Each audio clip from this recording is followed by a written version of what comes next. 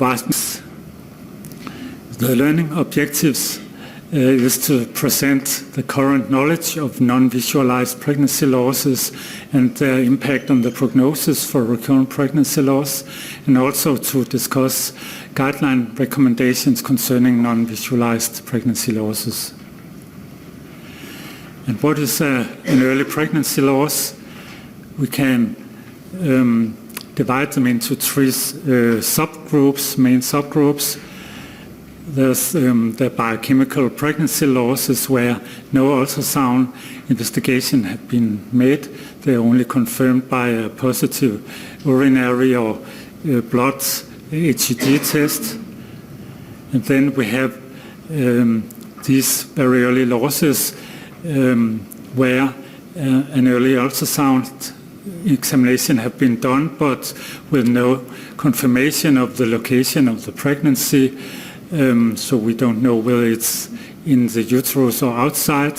And if this pregnancy fails, becomes a negative pregnancy test, then we call it a failed pregnancy of unknown location. And together, combined, we can, in the paper I will present, we combine these two diagnoses into a common diagnosis called non-visualized pregnancy loss. And then we have the traditional miscarriages, which are confirmed by ultrasound or by histology of the tissue from the uterus.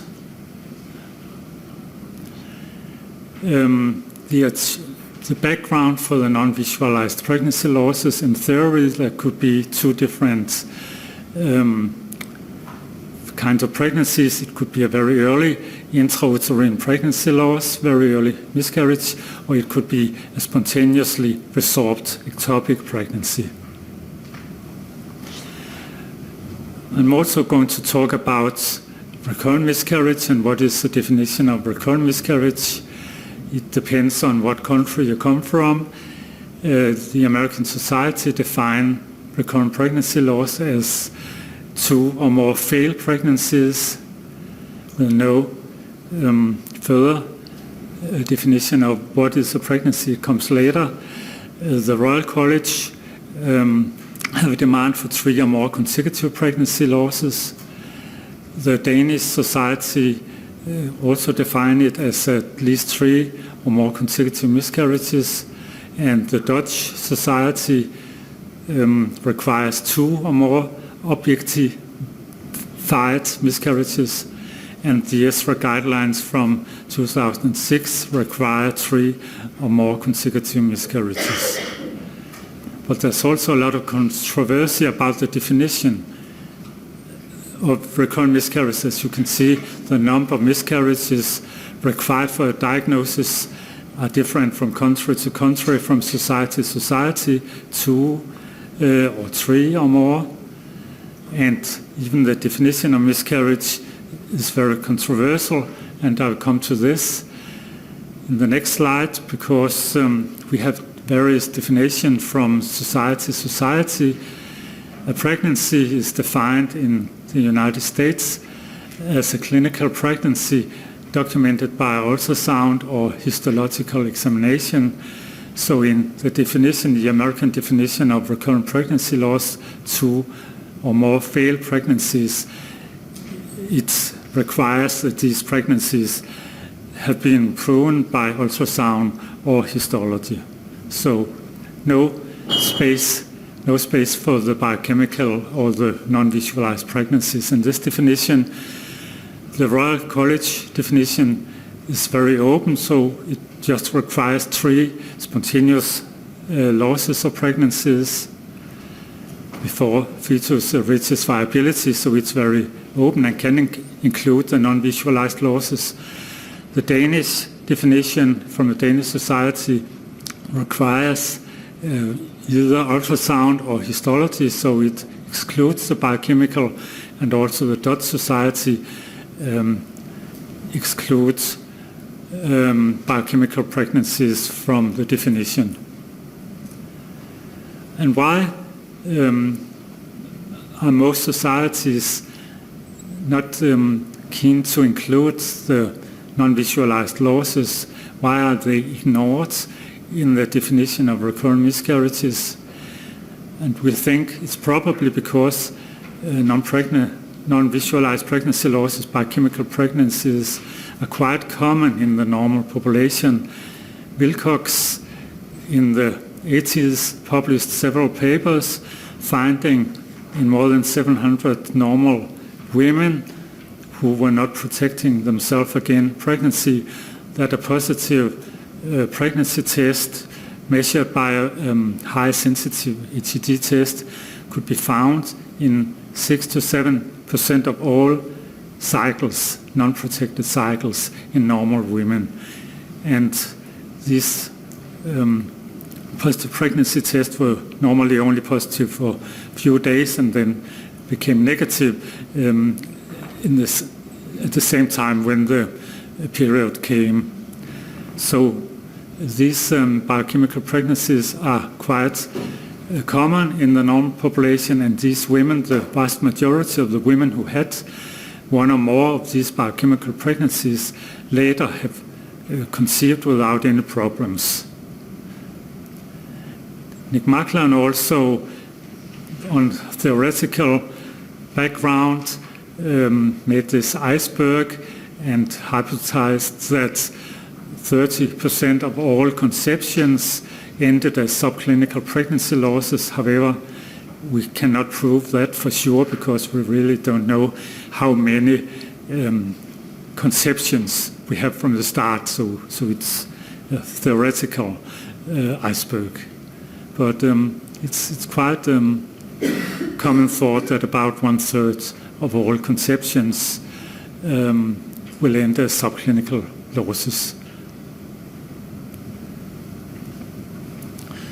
But the background for this study I'll present is that in our recurrent miscarriage clinic we see a lot of patients who have been referred to our clinic, and we accept them with 3, 4, 5, and some of them 8, 10 biochemical losses, and nobody wants them. And these poor women, what should we do with them? Because they have a problem, they don't get the child they want, and we accept them and have done some thoughts about whether this accumulation of 10, 11 biochemical pregnancies is just random, just as in the normal population, or do these women really have a problem? And therefore we have done this study just to show here a patient from our clinic with 3 clinical miscarriages, which will be accepted in all recurrent miscarriage clinics and will have the diagnosis of recurrent miscarriage.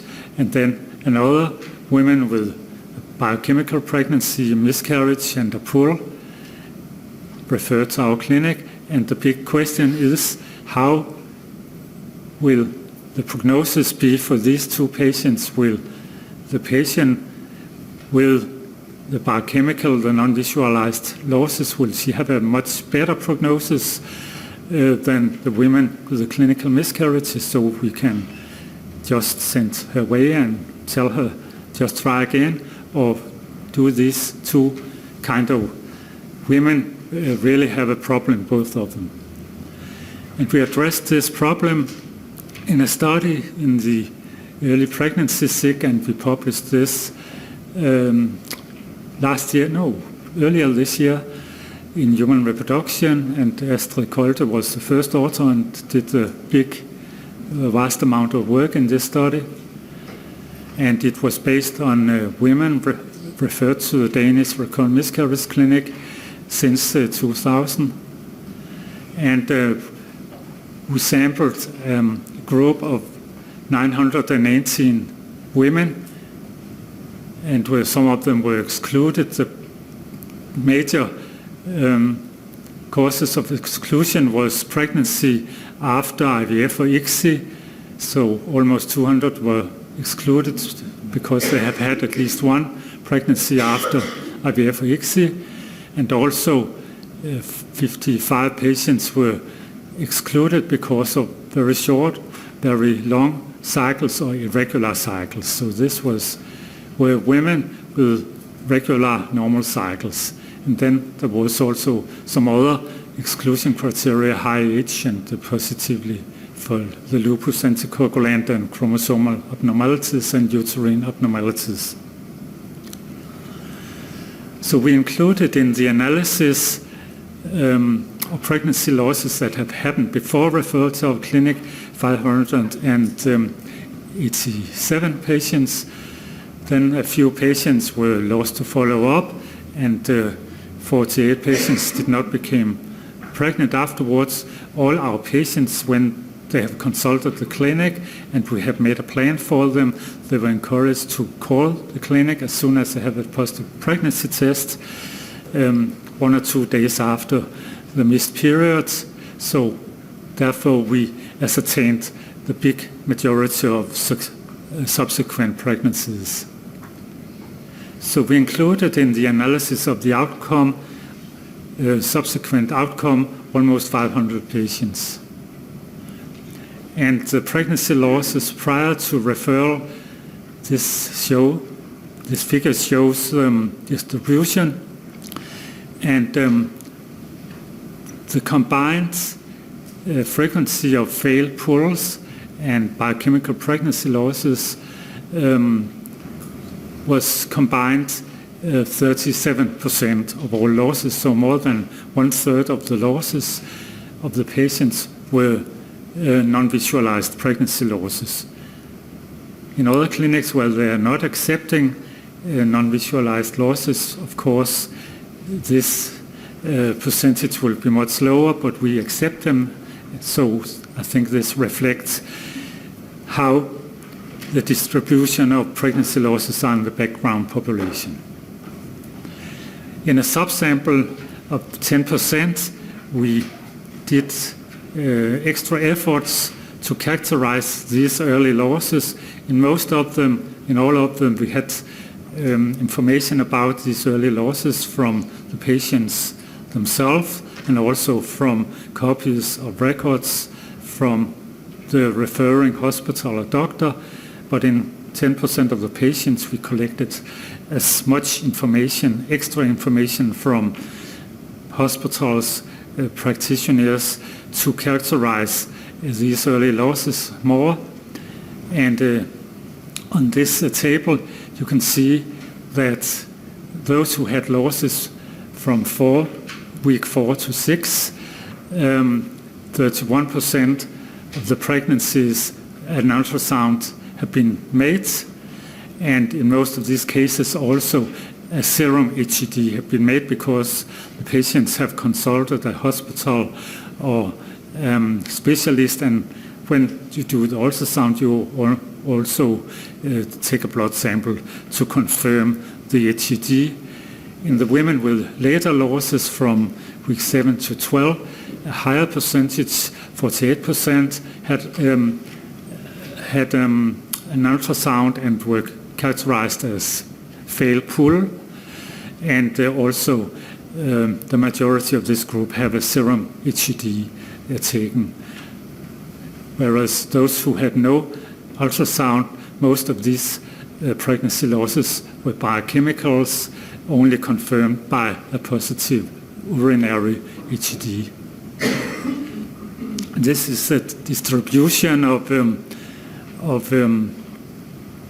time, the gestational age of the pregnancy losses according to being biochemical, failed PULS, or miscarriages, and it's not surprising that the miscarriages occur 2 weeks, more than 2 weeks later on average than the failed PULS and the biochemical losses.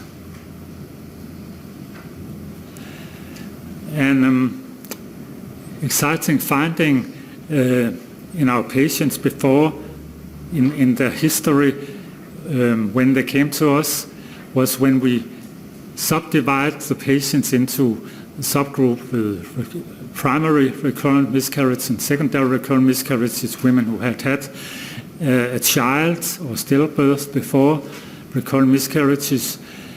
In the women with primary recurrent miscarriages, 22% of these women had had at least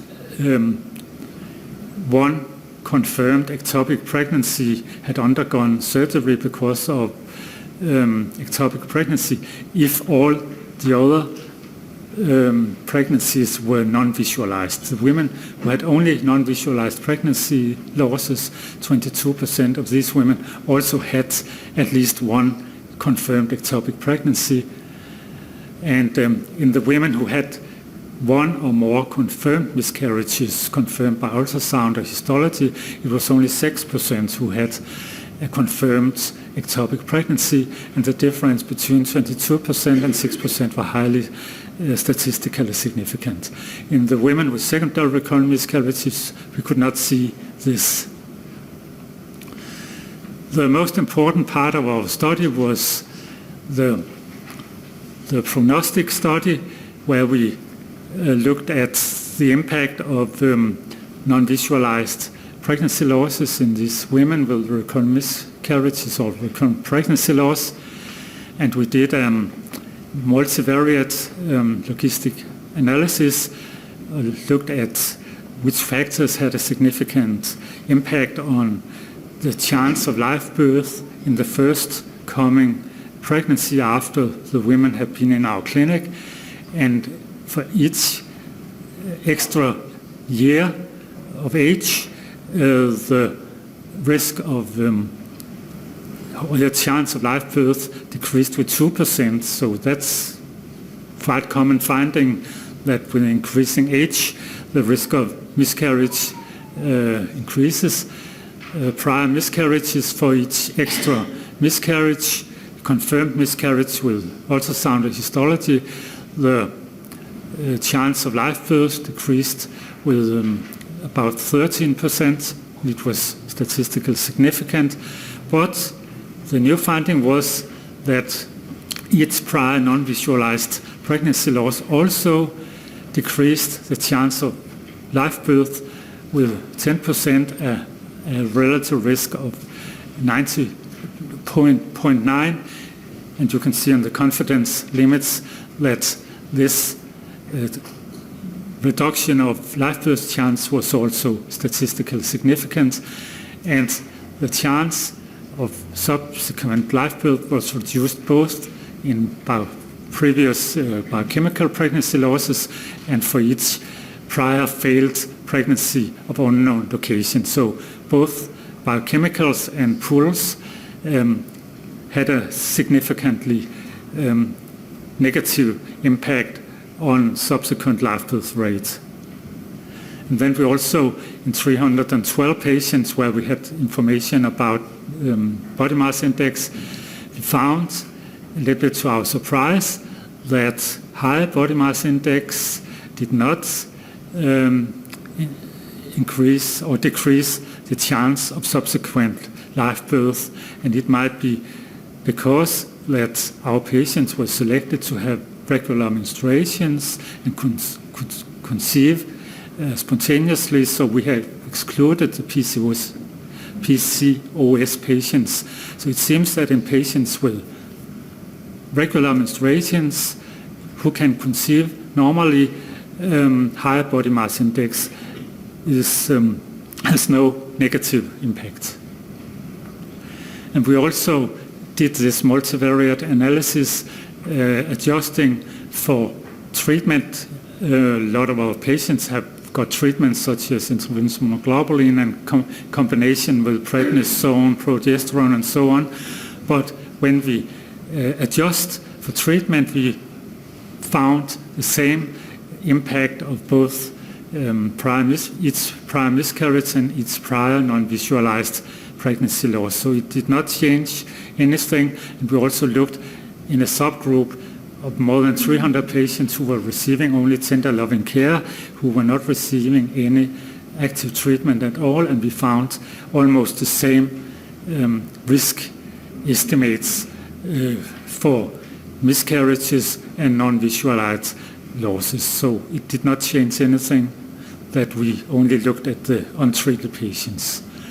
So in conclusion, non-visualized pregnancy losses in our patient population constitute 37% of all pregnancy losses when they come to the first consultation.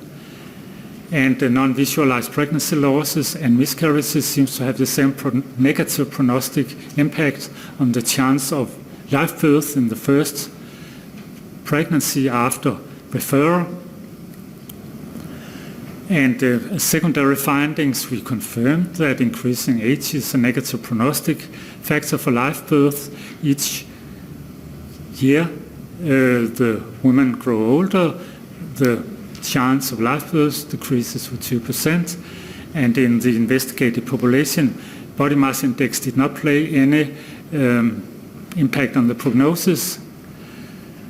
And it seems that recurrent pregnancy loss patients with no confirmed intrauterine miscarriages with only non-visualized losses and no previous birth. Patients with primary recurrent pregnancy loss, they have a highly significantly higher frequency of clinical ectopic pregnancies. And this might indicate that a proportion of these patients with exclusively non-visualized losses have suffered spontaneously resorbed tubal pregnancies due to some subtotal tubal injury, because they also have this highly significantly increased risk of clinical ectopic pregnancies. And just to illustrate what I have told you about here, in a case, a woman came to our clinic as a young woman. She had had several pelvic inflammations. Then afterwards she had 5 biochemical pregnancy losses with serum ACD measured every time in these levels, as you can see here. Afterwards she had a clinical ectopic tubal pregnancy loss, had a right salpingectomy, and then she came to our clinic, and because we have this suspicion about that this is spontaneously resorbed ectopic pregnancy losses, we sent her for IVF treatment for pregnancy, or 4 attempts she did not achieve pregnancy. 5th attempt, we gave her also immunotherapy with prednisone and intravenous immunoglobulin. Then she became pregnant, but it was a right corneal pregnancy, and she had a surgery and had the corneal part of the uterus removed with the pregnancy, and at surgery they also found that she had a left sanctosalpinx that was also removed. Next IVF attempt, she also had immunotherapy, and then she became pregnant with twins and had a normal twin birth afterwards. So it might illustrate the reason for success here might be that she had her abnormal tubes, the rest of the right tube and the left sanctosalpinx removed, and maybe immunotherapy. I will not talk about this. Conclusion: non-visualized pregnancy losses have the same impact on the chance of live birth as miscarriages, and should therefore be included in the definition of recurrent miscarriage and recurrent pregnancy loss. And again, my thanks to Astrid, who have done the vast majority of this very elaborate study. Thank you for listening.